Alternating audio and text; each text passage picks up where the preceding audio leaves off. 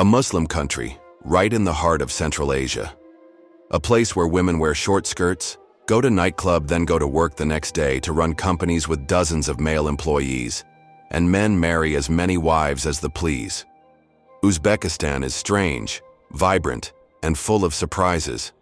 Let's explore 20 fascinating facts about this little-known country. And when you get to number 15, ask yourself, could Uzbekistan be your next destination? Located in the heart of Central Asia, Uzbekistan is a landlocked country. But what's fascinating is that it's one of only 2 nations in the world, alongside Liechtenstein, that are considered doubly landlocked. That means not only does Uzbekistan have no coastline, but none of its neighboring countries do either. Spanning about 450,000 square kilometers, roughly the size of California, Uzbekistan is the 3rd largest country in Central Asia. Behind that number lies a land filled with strange and mysterious stories. The name Uzbekistan means land of the Uzbeks, an ethnic group that makes up over 80% of the more than 35 million people who live there. Even more impressive, the literacy rate is a staggering 99%, rivaling that of the most developed nations. As you wander through Uzbekistan, you'll hear the melodic sound of Uzbek echoing in the streets, but don't be surprised if someone suddenly chats with you in Russian, which is also widely spoken. And imagine this, 265 days of sunshine every year. That bright blue sky, however, isn't always so friendly. In the summer, temperatures can soar past 113 degrees, while in the winter, it gets bone-chilling cold, dropping below 4 degrees. But it's this harsh climate that holds the secret to producing one of the sweetest melons in the world, a fruit that leaves every traveler in awe. Uzbek women. Many people still mistakenly think that Uzbekistan is a conservative Muslim country where women live in hiding, covering their faces and always bowing their heads in obedience to men. But if you ever take a stroll through the sun-drenched streets of Tashkent on a summer day, those preconceived notions will quickly fade. Here, women confidently wear short skirts, jeans, t-shirts, or open jackets when the temperature hits 104 degrees. High embroidered silk dresses or shawls only appear occasionally during special occasions like weddings or religious events, much like how people in Milan or Los Angeles wear traditional clothing during holidays, not as everyday attire. And there's more. In big cities, Uzbek women run businesses, teach at universities, work in media, politics, and even lead teams of male employees. A stark contrast to what many might have imagined.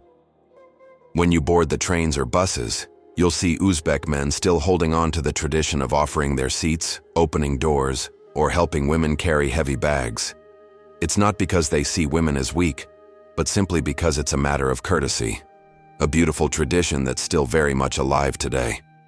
Statistics show that 17.5% of politicians in Uzbekistan are women, placing the country in the top 3 post-Soviet nations with the highest female representation, just behind Belarus and Latvia, and far ahead of Russia, which has a modest 9.8%. Thanks to this progress, more and more Uzbek women are dating and marrying foreigners. The dating process is easy, but marriage can be quite complicated. If you want to learn more about this process, leave a comment with the number 2 below, and we'll share the details. A quiet land containing the desire for independence. Many people mistakenly believe that Karakalpakstan is an independent country in the heart of Central Asia. In reality, Karakalpakstan is an autonomous republic entirely within Uzbekistan. Even more surprising, this region accounts for nearly 40% of Uzbekistan's total land area, though on the world map it is recognized as an inseparable part of the country. Karakalpakstan has a population of about 2 million people, its own parliament and constitution, and at one point had the right to hold a referendum calling for independence. Recently, that right was revoked by the central government, sparking a quiet wave of dissatisfaction. The desire for autonomy among the Karakalpaks therefore has never fully extinguished. This region has its own unique culture, a distinctive Turkic language, vibrant embroidered clothing, traditional domed roofs, and a lifestyle tied to livestock farming and fishing. In the capital Nukus, the Savitsky Art Museum quietly preserves thousands of pioneering works, an artistic treasure few would expect. But life in Karakalpakstan isn't easy. There's a lack of resources, scarce industry, and high-rise buildings are rare. Many young people choose to leave in search of better opportunities elsewhere in Uzbekistan. In 2022, when the central government sought to remove the right to secede from the constitution, protests erupted in Karakalpakstan. What do you think about this region? Why do the Karakalpaks yearn for independence so much? Do they have more to gain by staying in Uzbekistan? If you want to learn more, leave a comment with the number 3 below. Food lovers' paradise. Uzbekistan not only captivates with its history and aspirations for autonomy, but also with its distinctive cuisine. The most iconic dish in Uzbekistan is plov, fried rice combined with lamb, carrots, onions, and garlic, sometimes with added chickpeas, raisins, or quail eggs. But plov isn't just fried rice. There are over 60 variations across the country. In Tashkent, massive pots of plov large enough to serve over 1,000 people at a wedding are quite common. Uzbekistan even set a Guinness World Record with a plov pot weighing over 7 tons. That's right, the national dish was cooked with a crane. Bread or naan here is almost sacred. It's taboo to place bread upside down or put it on the ground, as it's considered disrespectful, a blessing from the heavens. Each region has its own unique style. Some bake bread shaped like the sun. Others use molds to create geometric patterns, turning bread into edible art. And if you think only Europe has unique cheeses, try kumis, fermented mare's milk. Lightly white, slightly alcoholic, sour but creamy. A true taste shock for Westerners. Desert dances and year-round festivals. Despite being surrounded by barren deserts, Uzbekistan boasts a lively festival calendar throughout the year. The most famous is Nowruz, celebrated on March 21st, marking the Persian New Year and the arrival of spring. The entire country bursts with folk dances, giant pots of plov, and sweet sumalak porridge made from young wheat, stirred continuously for 24 hours as a purification ritual for the new year. In May, the Silk and Spice Festival in Bukhara takes visitors on a journey back in time to the Silk Road, with stalls of silk, pottery, traditional instruments, and parades of extravagant costumes. In the summer, Karakalpakstan celebrates Melon Day, where football-sized melons, as sweet as syrup, are displayed like treasures. In the fall, the Samarkand Cultural Festival transforms Registan Square into a stage for artists from over 50 countries, showcasing traditional music, folk dances, and fashion shows inspired by Central Asian textiles. In October, the Tashkent International Film Festival lights up Soviet-style cinemas with art films from around the world. Tashkent at night. If you think Uzbekistan has no nightlife, you clearly haven't been to Tashkent. While the city is calm during the day, at night it comes alive with energy, lights, and music. The central streets, quiet in the daytime, transform into bustling avenues at night, filled with white Chevrolet cars, the national symbol. Tashkent has everything for a sleepless night. Luxurious rooftop bars with views of the TV tower, cozy Eastern European-style beer pubs with acoustic music, and lively clubs where DJs blend deep house with Central Asian melodies. Many places stay open until 3 or 4 a.m., and 24/7 cafes are packed with students, young people, and couples waiting for dawn. Because the night is too beautiful to end here. It's not forbidden for women to go out at night. They dress stylishly, confidently enjoy cocktails, chat about work, or dance under constantly changing LED lights. On the sidewalk, street bands perform, girls singing and clapping, guys playing guitars and crowds cheering, creating a romantic scene rivaling Paris or Madrid. And if you still think Tashkent sleeps after 11 p.m., take a walk around Theatre Square or the old district near Chorsu Bazaar. Late-night food stalls are still open, with sizzling kebabs on the grill and laughter echoing under a starry sky. People live in tents or mud houses. Even Uzbekistan's architecture is full of surprises, blending tradition and modernity in its own unique way. If you think buildings in Uzbekistan are either as modern as New York or as historic as Florence, you'll be pleasantly surprised. In rural areas, white felt yurts, circular tents, are still a favorite summer dwelling.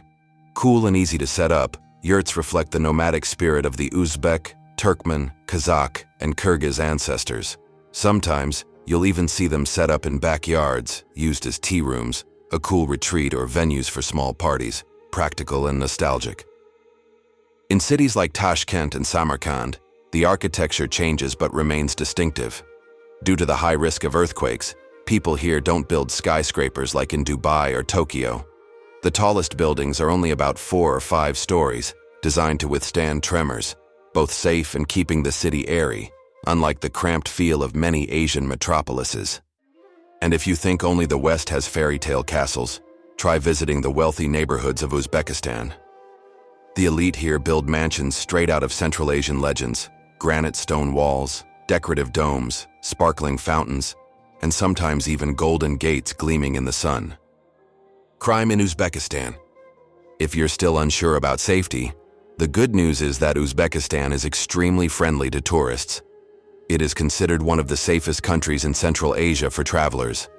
Serious crime is very rare, but you should still be cautious of petty theft in crowded places like markets and public transportation. Keep your personal belongings safe, avoid carrying large amounts of cash, and opt for official taxis or use ride-hailing apps to ensure safety. Carrying your passport or a valid copy is also important, as the police may ask to check your documents at any time.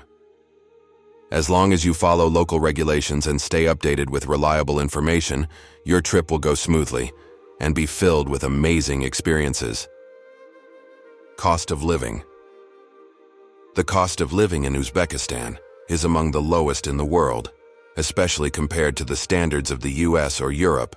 Here, you can enjoy a full life for the price of just one dinner in New York. For example, a meal at a local restaurant costs around $3 to $5, while a fancy Western-style meal costs between $10 to $15. A cappuccino costs only $1.50, much cheaper than the $5 you'd pay at Starbucks in Los Angeles.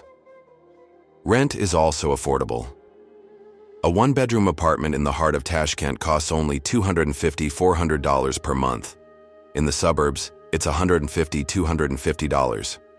Utilities, electricity, water, internet, gas, range from $40–60, with high-speed internet only costing $10–15 per month. Bus or subway tickets are just 15–20 cents, and an inner-city taxi ride is usually under $4.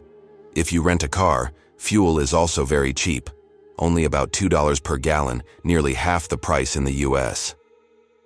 All in all, a person can live comfortably in Tashkent for just $500–700 per month. Thanks to the low costs, Uzbekistan is gradually becoming a new paradise for retirees, freelancers, and digital nomads from the West. What do you think? Is Uzbekistan a place you'd like to explore or even move to? If yes, comment number 1. If not, type number 0.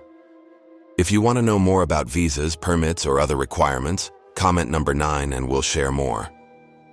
Language and visa. The official language of Uzbekistan is Uzbek, but Russian is also widely spoken, especially in major cities. English is not commonly spoken, so learning a few basic phrases in the local language will be very helpful. As for visas, Uzbekistan has simplified the process by offering an online e-visa system. Travelers from many countries, including Vietnam, can easily and quickly apply for an electronic visa. The e-visa typically lasts for 30 days, and the approval process takes about 3 working days. Visit the official website for more details and to ensure you have all the necessary documents before your trip. Tightrope walking. Who would walk on a thin rope suspended high in the air just for applause? It may sound crazy, but in Uzbekistan, it's an art form as respected as football or weddings. The tightrope walking performance, called darebaz, always draws a crowd during major festivals like Nowruz, Independence Day, or summer fairs. Not just for entertainment, many darebaz artists can perform at heights of up to 50 meters. Dressed in embroidered white clothing, wearing traditional hats and soft shoes, they walk gracefully, as if floating, accompanied by the pounding of drums and the cheers of the audience. Even more fascinating, darebaz is an ancient cultural heritage passed down through generations, with families dedicating themselves to it for centuries. So if you're in Uzbekistan and see people staring at the sky instead of their phones, there's probably a hero walking on a tightrope, making the entire crowd hold their breath. And would you dare to watch without closing your eyes? Do all men have multiple wives? You might not know, but Uzbekistan's law strictly prohibits polygamy. If a man is caught living with multiple wives, whether or not he holds a traditional wedding, he can face administrative fines or even criminal prosecution. The majority of Uzbeks, especially in cities, strongly oppose polygamy. However, the reality is more complex. According to the Quran, men are permitted to have up to 4 wives if they can provide for them adequately. In a country where 90% of the population is Muslim, traditional weddings with a second or third wife still happen, often with just family, friends, and an imam as witnesses. Without legal registration, these marriages are not recognized by the state. The second wife has no inheritance rights, no pension, and is entirely dependent on the man. Still, many women, particularly older ones who are divorced or widowed, agree to become a second wife for economic or social reasons, believing that it's better than living alone in a society that values marriage. What do you think about polygamy here? Would you want to experience life with 4 wives around you? Feel free to share your thoughts in the comments. Golden Smile Fever. This is no coincidence. Uzbekistan is home to the Muruntau gold mine, the second largest open-pit gold mine in the world. Gold is not just for export, it seeps into daily life in unique ways, decorating domes, baking pastries, and especially gold teeth. Yes, you heard that right. Gold teeth are an age-old tradition, especially popular among women in rural areas. A smile full of gleaming gold teeth is an unforgettable sight for anyone visiting Central Asia for the first time. The more gold teeth one has, the wealthier they are considered, similar to luxury watches or designer bags in the West. Dental clinics here even offer gold crowns, gold braces, and custom engravings. For many, gold teeth also serve as a mobile savings account, something they can sell for cash when needed. While modern white teeth are now in fashion among urban youth, in rural Uzbekistan, a golden smile remains beloved. Love the sauna. In the scorching heat of Uzbekistan's desert, there is a place people go to cool both their bodies and their souls: the traditional steam baths or Hamom. Located in the arid regions where summer temperatures can exceed 100 degrees, the Hamom is not just a place for cleanliness, it's a social ritual, a purifying tradition dating back to the Silk Road era. Don't think of it as a Western-style spa. Many hammam in Bukhara and Samarkand have been around for over 600 years, featuring stone domes, natural light streaming through holes in the ceiling, hot water from natural springs, and the fragrant scent of herbs wafting through the steam. Unlike the quiet Japanese public baths, Uzbek hammams are lively, intimate, and full of laughter. These spaces are centers of social interaction. Men discuss politics and family matters. Women exchange cooking tips and choose wedding silks for their daughters. In many areas before the wedding, the bride will visit the hammam with her mother to wash away bad luck and begin her new life with peace of mind and the community's blessings. Tea culture in the rhythm of daily life. In Uzbekistan, there is a simple yet sacred habit: drinking tea. Here, tea is not just a beverage, it's the heartbeat of daily life. A greeting, a farewell, a thread that connects people. Every meal begins and ends with a cup of hot tea, even between meals, during afternoon chats, or when guests visit. Uzbeks may drink 5 to 7 cups of tea a day. What surprises Western visitors is that tea is always poured sparingly into the cup. It's not out of stinginess, it's a matter of etiquette. The more a guest asks for a refill, the more they wish to stay, and the conversation will continue.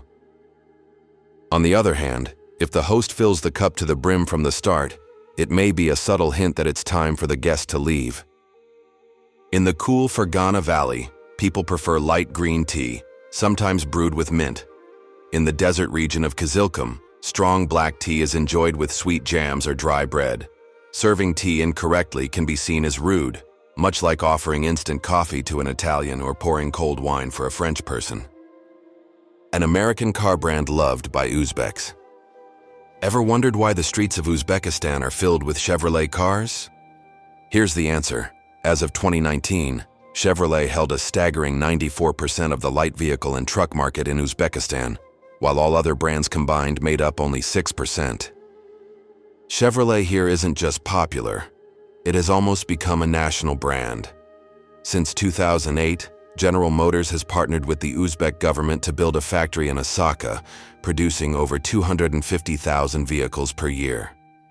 Thanks to domestic production, people can buy a Chevrolet for as little as $7,000 to $14,000, much cheaper than imported models, which are subject to high taxes. That makes names like Toyota, Honda, or Volkswagen far too luxurious for most. Japanese cars are famous for their durability, German cars for their luxury. But in a country where the average income is only around $2,500 a year, Chevrolet is simply the most practical, durable, and accessible choice. Giant rice pots at weddings and farewell dances. In the West, weddings are often luxurious events held in hotels, with everything from chefs to lighting being rented. But in Uzbekistan, the heart of Central Asia, a wedding is an occasion for the whole village to come together and cook. That's right. Uzbeks have a warm tradition called Plov cooking together, where you're not just invited to eat, you're encouraged to help stir the pot. Before the wedding takes place, a gathering in the kitchen begins early in the morning, usually at the groom's house. Close male relatives, neighbors, fathers, uncles, close friends, and even elders from the community gather around a giant Plov pot with a diameter of up to 1.5 meters. Some people chop carrots, others roast meat, while a few tend to the fire. It's a lively scene, like a little festival, with folk music playing and hot green tea served around the pot. The spirit of community, celebration, and tradition makes every wedding unforgettable. Tashkent Metro, the most beautiful in Central Asia. The Tashkent Metro is not just a means of transportation, it's a vibrant art museum. Each station is uniquely designed, blending traditional Islamic art with modern architecture. The Cosmonautler station stands out with its cosmic theme, featuring a ceiling that mimics the Milky Way and murals honoring astronauts. Meanwhile, the Alisher Navoy station gives you the feeling of stepping into a mosque, with intricate floral patterns covering the walls and ceilings, a nod to Uzbekistan's poetic and cultural heritage. The metro system not only makes it easy to get around Tashkent, but also serves as a must-visit destination for those who love art, architecture, and local culture. And the best part? It costs less than $0.20 per ride. Samarkand and Bukhara, Silk Road heritage. Samarkand and Bukhara are two ancient cities located on the legendary Silk Road, both recognized by UNESCO as World Heritage Sites. Samarkand is famous for Registan Square, home to 3 majestic Islamic schools with stunning architecture and turquoise domes that shimmer under the Central Asian sun. Bukhara, with over 2,500 years of history, is a cultural and religious center known for its mosques, ancient schools, and the grand Kalyan minaret, once called the Tower of Death by Genghis Khan, who was so impressed he ordered it spared. Both cities offer visitors a sense of stepping into a fairy tale world where time seems to stand still, a magical blend of color, pattern, history, and soul that leaves no traveler untouched. Chorsu Bazaar, food paradise. Located in the heart of Tashkent, Chorsu Bazaar is a vibrant and colorful traditional market that has been around for over 2,000 years. Under its iconic blue dome, you'll find everything from spices, dried fruits, and traditional bread to handmade crafts and silk. The street food area outside the market, known as Gluttonous Row, is the perfect spot to enjoy local dishes like plov, samsa, and shashlik. But Chorsu Bazaar is not just a place to shop. It's a place where you can truly experience the rhythm of life and the hospitality of the Uzbek people. Closing. We've just explored the beauty, mystery, and contradictions of Uzbekistan together. A land of golden smiles, desert palaces, steamy hammams, and high-flying tightrope artists. Thank you for following along with today's travel documentary to the end. If you enjoyed this journey, comment the number 1 to let us know you'd like to explore Uzbekistan in person. Want more info about visas? Type number 9. And if you want us to make a deep dive into dating, marriage, or life as a foreigner in Uzbekistan, comment the number 2 below. Don't forget to like, share, and for more journey around the world, see you in the next video. Until then, stay curious, stay adventurous.